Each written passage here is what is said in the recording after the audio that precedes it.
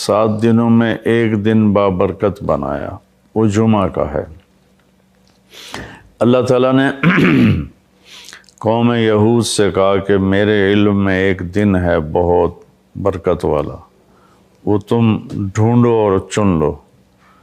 تو انہوں نے خطا کھائی اور ہفتے کا دن چن لیا۔ ہفتے کو یہودی عبادت کرتے ہیں، کام نہیں کرتے۔ پھر اللہ تعالیٰ نے عیسیٰ علیہ السلام کی قوم سے کہا کہ ایک دن میرے بارگاہ میں بہت بابرکت ہے، دعائیں قبول ہوتی ہیں، اسے تم ڈھونڈو۔ ان پہ چھوڑا تو انہوں نے اتوار چن لیا۔ لیکن جب ہماری باری آئی تو اللہ نے ہمیں نہیں کہا کہ ڈھونڈو۔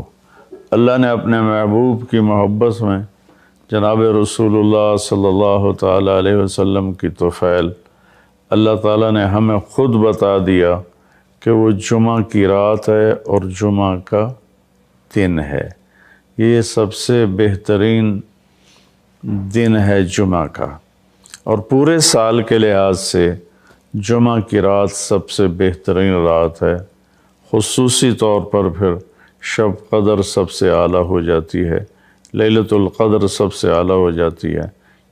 تو وہ 21، 23، 25، 27، 29 کی راتوں میں کوئی ایک رات ہوتی ہے، تو وہ اللہ تعالیٰ نے بہت ہی بابرکت بنائی۔ اللہ ہمیں نصیب فرمائے۔ تو جمعہ کا دن اللہ تعالیٰ نے پسند فرمایا۔ اس میں ایک گھڑی دعا کی قبولیت کی ہے، وہ چھپی ہوئی ہے۔ اس گھڑی میں جس خوش نصیب کو ہاتھ اٹھانے کی دولت مل جائے، وہ دعا فوراً قبول ہوتی ہے، وہ سیدھی عرشوں پر جاتی ہے۔ علماء نے اس میں تحقیق کی، ہر ایک نے اپنے اپنے خیال کے مطابق۔ بعضوں کے نزدیک جب امام خطبے کے لیے ممبر پہ آتا ہے تو وہ دعا کی قبولیت کا وقت ہے۔ بعضوں کے نزدیک جب دو خطبوں کے درمیان بیٹھتا ہے تو وہ وقت دعا کی قبولیت کا ہے، اور بعضوں کے نزدیک عصر سے مغرب کے درمیان کوئی بھی گھڑی اللہ کی بارگاہ میں دعا کی قبولیت کی ہوتی ہے۔ تو جمعہ کی نماز کو اللہ کے نبی نے بہت اہم قرار دیا، اور ارشاد میں بڑے دکھ کے ساتھ یہ حدیث بیان کر رہا ہوں۔ میرے نبی نے فرمایا جو 3 جمعے مسلسل چھوڑ دیتا ہے وہ میری ملت سے خارج ہو جاتا ہے، میری امت سے خارج ہو جاتا ہے۔ تو میں اپیل کروں گا ان بہن بھائیوں سے جو نماز میں سستی کرتے ہیں، کم از کم جمعہ ضرور پڑھ لیا کریں۔ عورتوں پہ جمعہ فرض نہیں ہے، مردوں پہ فرض ہے۔ تو میں کہا کرتا ہوں، جو دوست ملتے ہیں جی نماز نہیں پڑھی جاتی، تو میں ان سے کہتا ہوں ایک نماز 5 میں سے طے کر لو اور ایک جمعہ طے کر دو، 2 نمازیں شروع کر دو۔ جس نے بھی اس پہ عمل کیا وہ 5 وقت کا نمازی بن گیا۔ تو جمعہ کی نماز کے بعد جمعہ سے جمعہ تک کے جتنے گناہ ہوتے ہیں وہ اللہ تعالیٰ معاف فرما دیتے ہیں، اور جو جتنی جلدی جا کے بیٹھتا ہے امام کا خطبہ سننے کے لیے، اس کو اتنا زیادہ اجر ملتا ہے۔ رمضان المبارک میں جنگ بدر ہوئی، 17 رمضان جمعہ کا دن، اور اللہ نے قیامت کو بھی جو قائم کرنا ہے جمعہ کا دن۔ تو ہر دن اللہ کی بارگاہ میں بابرکت ہوتا ہے اگر ہم اس میں اللہ کی مان کے چل رہے ہیں، اور رمضان شریف میں خاص طور پر، اور پھر جمعہ ہو تو خاص طور پر، اس میں ہم اپنے عبادت کو بڑھائیں۔ درود شریف جمعہ کے دن کا مبارک عمل ہے، کثرت سے درود شریف پڑھنا، اور 300 دفعہ جو درود شریف پڑھ لیتا ہے وہ کثرت میں شمار ہو جاتا ہے، اوپر کی کوئی حد انتہا نہیں ہے۔ تو میرے بہن بھائیوں، میرے عزیزوں، اللہ تعالیٰ نے ہمیں ہر نماز کی بڑی اہمیت بتائی ہے، ہر نماز کی، لیکن خاص طور پر جمعے کی بڑی فضیلت ہے، اور جمعہ بھی رمضان المبارک کا ہو تو اور زیادہ وہ باعث برکت ہے، قابل رحمت ہے۔ تو روزے کا بھی اہتمام ہو اور ساری نمازوں کا اہتمام فرمائیں، کوئی باجماعت پڑھنے کی کوشش کریں، کوئی جماعت سے رہ جائے تو پھر اس کو چھوڑیں نہیں، اسے ضرور پڑھ لیں کہ نماز کی اللہ تعالیٰ نے جتنی تاکید قرآن میں کی ہے اور کسی کی اتنی تاکید نہیں کی، اور اللہ تعالیٰ نے 10 دفعہ اقیم الصلاۃ اقیم الصلاۃ اقیم الصلاۃ وآتوا الزکاۃ، تو 10-12 دفعہ اللہ نے قرآن میں براہ راست حکم کیا اقیم الصلاۃ وآتوا الزکاۃ۔ اور ادھر اللہ پاک کی رحمت کے دروازے کھلے ہوئے ہیں، اللہ کا عرش پہلے آسمان پر ہے، جنت کے دروازے کھل چکے ہیں، جہنم کے دروازے بند ہو چکے ہیں، اور میرے نبی کا فرمان ہے کہ اگر میری امت کو پتہ چل جائے رمضان کیا ہے تو تمنا کریں گے کہ سارا سال ہی رمضان ہو، اتنی اللہ کی رحمت ہوتی۔ اللہ نے فضل فرمایا، صرف 1 مہینے کے لیے ہمیں اللہ تعالیٰ نے اس کا پابند کیا۔ تو میرے بھائی بہنوں، اس مہینے کو قیمتی بناؤ۔ بھلا میں آپ پہ ناراض ہو سکتا ہوں؟ وَرَفَعْنَا لَكَ ذِكْرَكَ، اور میں نے آپ کے نام کو بلند کر دیا، بھلا میں آپ پہ ناراض ہو سکتا ہوں؟ اِنَّا أَعْطَيْنَاكَ الْكَوْثَرَ، ہم نے آپ کو جنت کی چابی پکڑا دی، بھلا میں آپ پہ ناراض ہو سکتا ہوں؟ پھر آگے اللہ نے نصیحت کی، فَأَمَّا الْيَتِيمَ فَلَا تَقْهَرْ وَأَمَّا السَّائِلَ فَلَا تَنْهَرْ وَأَمَّا بِنِعْمَةِ رَبِّكَ فَحَدِّثْ۔ تو میرے محبوب، آپ یتیم تھے، کوئی یتیم آئے تو اب آپ نے اس کے ساتھ وہ کرنا جو میں نے کیا۔ میرے محبوب، آپ میری طلب میں تھے، آپ سے کوئی ہدایت طلب کرنے والا آئے تو آپ نے وہ کرنا ہے جو میں نے کیا۔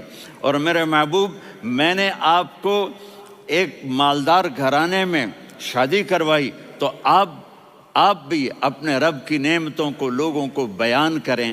اس صورت میں اتنا خوبصورت تناسب ہے، پیچھے چلو، ما ودعک ربک وما قلی، دلیل کیا ہے؟ الم یجدک یتیما فآوی۔ بھلا میرے محبوب، میں کیسے چھوڑ سکتا ہوں؟ آپ یتیم تھے، میں نے ٹھکانہ دیا۔ وَلَلْآخِرَةُ خَيْرٌ لَكَ مِنَ الْأُولَى وَلَسَوْفَ يُعْطِيكَ رَبُّكَ فَتَرْضَىٰ۔ تو اگلی آیت آ رہی ہے، الم یجدک یتیما فآوی ووجدک ضالا فہدی وَلَلْآخِرَةُ خَيْرٌ لَكَ مِنَ الْأُولَىٰ، اس کا اس کے ساتھ جوڑ ہے۔ وَوَجَدَكَ عَائِلًا فَأَغْنَىٰ، اس کا آخری آیت کے ساتھ جوڑ ہے، وَوَجَدَكَ عَائِلًا فَأَغْنَىٰ، اور وَلَسَوْفَ يُعْطِيكَ رَبُّكَ فَتَرْضَىٰ۔ اب میں آپ کو ترتیب سے بتاتا ہوں۔ پہلی، مَا وَدَّعَكَ رَبُّكَ وَمَا قَلَىٰ، یہ جا کے جڑتی ہے أَلَمْ يَجِدْكَ يَتِيمًا فَآوَىٰ وَلَلْآخِرَةُ خَيْرٌ لَكَ مِنَ الْأُولَىٰ وَلَسَوْفَ يُعْطِيكَ رَبُّكَ فَتَرْضَىٰ۔ اور آگے کیا آ رہا ہے؟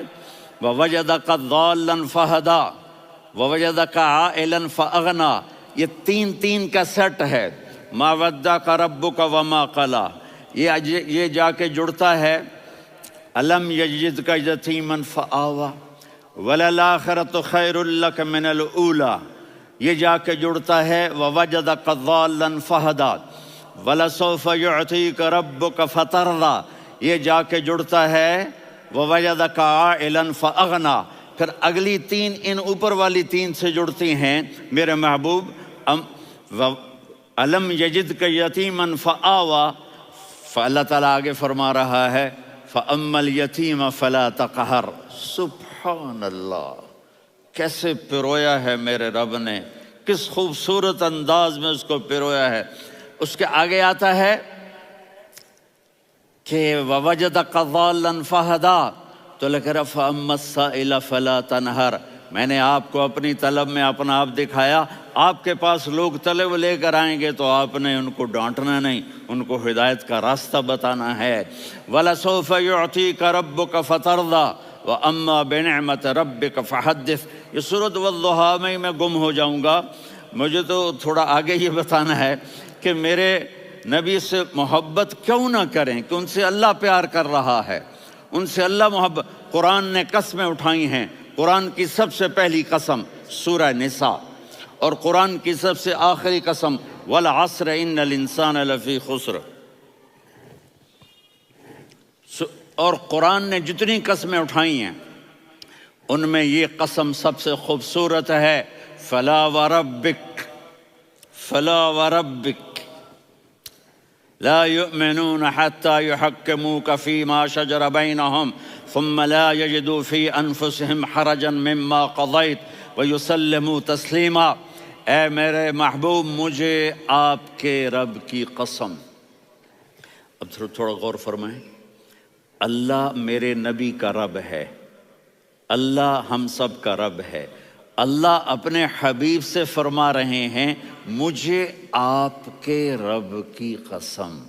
تو لگتا یوں ہے کہ قسم اٹھانے والا رب کوئی اور ہے اور رب محمد کوئی اور ہے. فلا وربک، مجھے آپ کے رب کی قسم.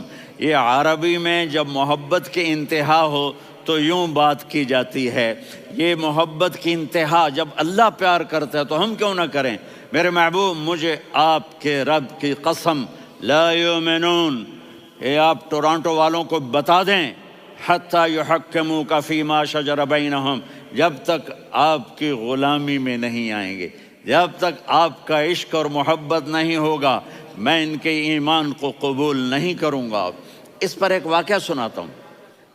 ایک صحابی آیا، یا رسول اللہ، میرا پڑوسی ہے، اس کی کھجور ایسے ٹیڑھی ہو کر میرے گھر میں چند اس کی شاخیں ہیں، ان پہ پھل لگتا ہے، وہ جو ٹوٹ کے گرتا ہے میرے بچے اٹھا لیتے ہیں، ہم غریب ہیں، وہ بھاگا بھاگا آتا ان کے منہ سے کھجور نکال لیتا ہے.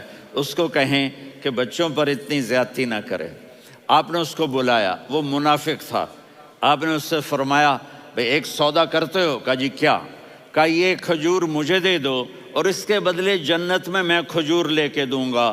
وہ کہنے لگا یا رسول اللہ، یہ اصل میں میرے بچوں کو بہت پسند ہے، کوئی اور کھجور ہوتی میں دے دیتا، یہ تو میری معذرت ہے. وہ تو منافق تھا، اٹھ کے چلا گیا. ایک صحابی بیٹھے تھے،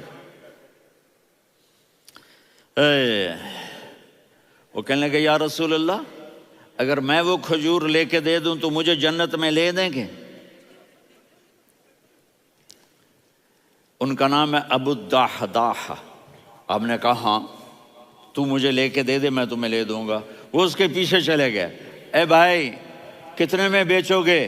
میں نے کہا جا جا، میں نے اللہ کے نبی کو نہیں دی، تمہیں کیسے دے دوں؟ کہا اچھا بھائی منہ سے بول کتنے لینے ہیں؟ تو اس نے جان چھڑانے کے لیے کہا کہ اپنا سارا باغ مجھے دے دے، کھجور لے لے. باغ میں 600 کھجوریں اور یہ کھجور کسی اور کو دینی ہے. تو کہتا ہے پکے ہو، پھرو گے تو نہیں؟ کہا میں پاگل ہوں، میں پھروں گا؟ مجھے 600 کھجوروں کا باغ مل رہا ہے. انہوں نے کہا ڈن، کھجور میری، باغ تیرا. وہ بھاگے آئے، یا رسول اللہ میں نے سودا کر لیا. کہا کیسے کیا؟ کہا سارا باغ دے کے کھجور لے لی. آپ نے کہا پھر میرا سودا بھی بدل گیا. کم من عدق رداح ودار فیاح لأب الدحداح فی الجنہ.